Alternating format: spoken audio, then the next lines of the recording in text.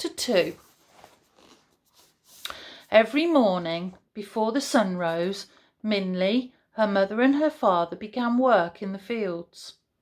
It was planting season, which was especially gruelling. The mud stuck to their feet like glue, and each seedling had to be painstakingly planted by hand. When the hot sun burned overhead, Minley's knees shook from weariness. She hated the feeling of thick, soggy mud on her hands and face, and many times she wanted to stop in irritation and exhaustion. But seeing her parents patiently working, backs bent, made her swallow her complaints and continue. As soon as the sun began to set, Minley's parents sent her home to make dinner and to rest while they continued to work in the thick mud. They wouldn't come home until the sun had completely disappeared from the sky.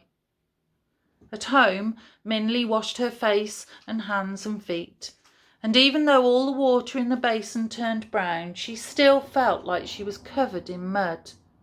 Her arms and legs were so tired that she felt like an old crab crawling on rocks. As she looked at herself reflected in the dark water, she saw Ma's frown on her face. Ma is right, Minley thought. What a poor fortune we have.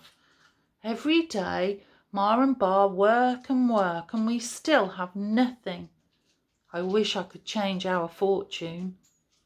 At that very moment, Minley heard a faint murmuring sound that she'd never heard before, like a song chanted from the clouds. Curious, she opened the door to see what the noise was.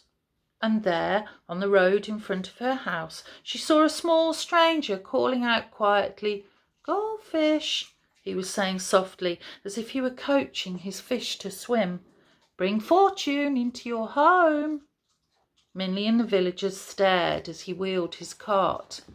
Even though the village was by a river, it had been many years since anyone had seen a glimpse of a goldfish.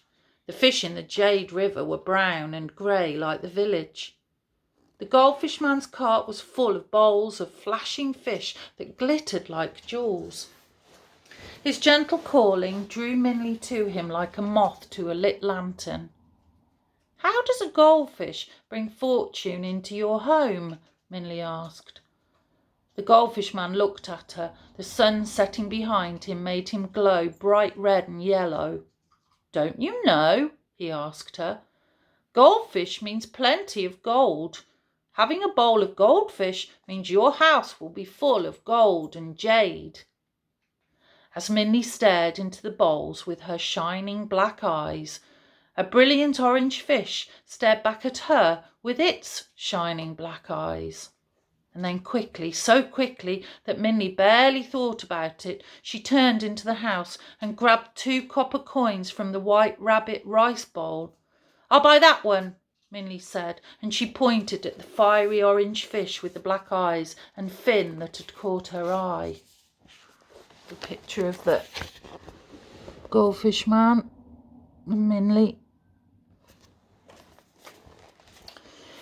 The other village children looked at her enviously, while the watching adults shook their heads.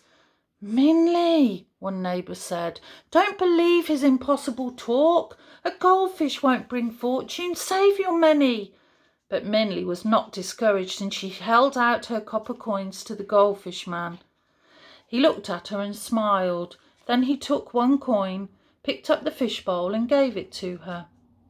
"May it bring you great fortune," he said, and with a small bow to the villagers, he wheeled out of the village.